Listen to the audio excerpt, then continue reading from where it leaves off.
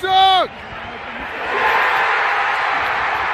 The 2019 Eagles won the NFC East on the back of Carson Wentz, their first 4,000-yard passer ever, and he did it without a wide receiver going over 500 yards. Despite how special that season may have been, it ended with a Carson Wentz concussion in the wild card, and Philly was back to the drawing board. Fast forward to the 2020 draft, and Howie Roseman was on a mission. This draft was loaded at receiver, and every Eagles fan knew that. With the Bama duo going off the board in the top 15, the Eagles' options had started to dwindle. With the Cowboys taking CeeDee Lamb 4 picks before them, this was the beginning of a nightmare scenario for the Eagles, and they didn't even know it yet.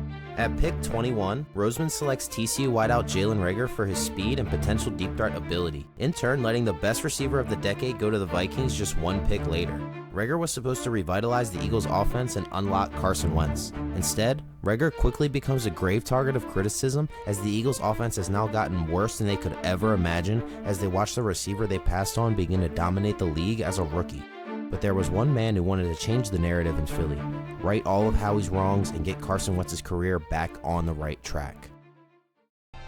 Travis Fulgham, a 6th-round pick that had already been cut from 2 teams in his career, gave the Eagles what they had been missing for not only the beginning of 2020, but all of 2019 as well, a true threat at wide receiver. Out of nowhere in Week 4 against the Niners, Fulgham catches a late 42-yard touchdown to seal the game and give the Eagles their first win of the season. His 57 yards and a touchdown in that game would go on to spark a 5-game stretch where he would amass 29 catches for 435 yards and 4 touchdowns. The Eagles were scoring points and even winning again, going 3-2 in those 5 games. Finally, Carson Wentz has his guy, someone he can rely on in crunch time, and with how underwhelming Reagor has been, it couldn't have come at a better time. Or maybe it never really came at all.